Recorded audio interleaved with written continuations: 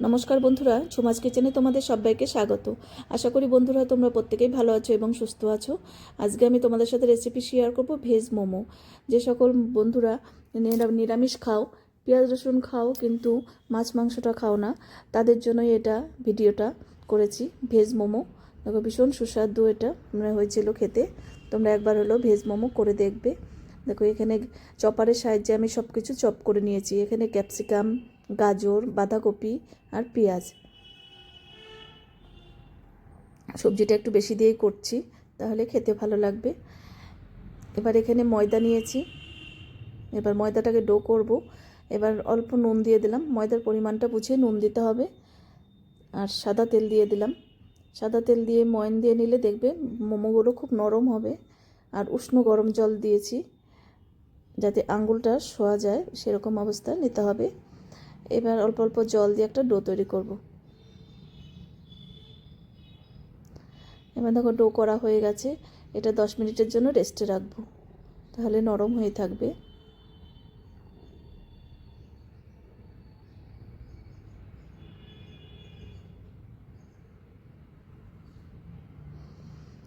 এবার দেখো এই সবজিগুলো এই বাটির মধ্যে ঢেলে নিলাম।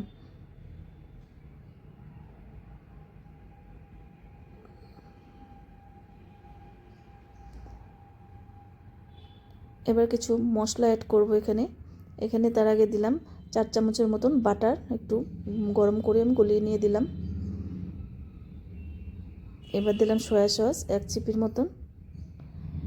এবার দিলাম কাঁচা লঙ্কা বাটা 1 চামচ, রসুন বাটা 1 চামচ, আদা বাটা 1 চামচ, আর দিলাম শেজওয়ান সস 1 চামচের মতন দেব। এবার দিলাম পরিমাণ বুঝে নুন। এবার এটা ভালো করে মিশিয়ে নিতে হবে।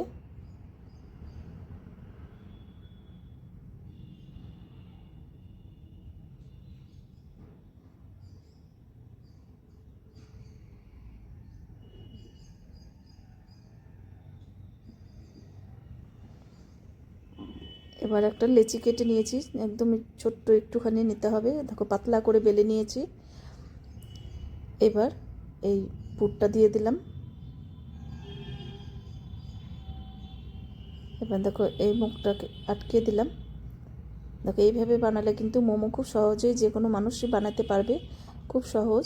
2 হাত দিয়ে নিয়ে এইভাবে কুচি কুচি করে শাড়ির কুচির মতন ভাঁজগুলো দিতে হবে।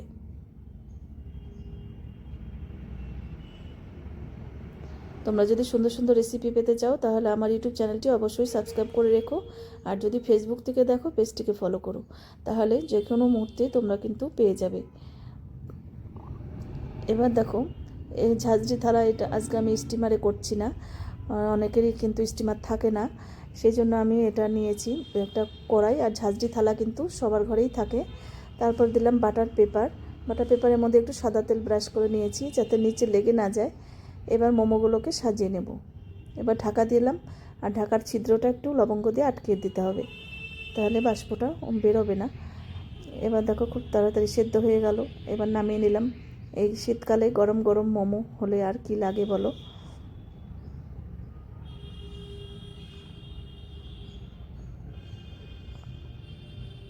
ওটা একটু লেগে গেছিলো।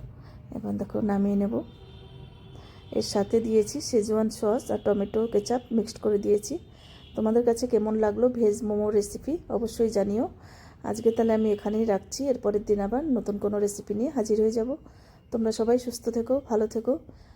দেখো একটা ভেঙে দেখিয়ে দিচ্ছি কতটা নরম সফট হয়েছে মোমোগুলো, আর খেতে তো দারুণ হয়েছিল। টাটা বন্ধুরা।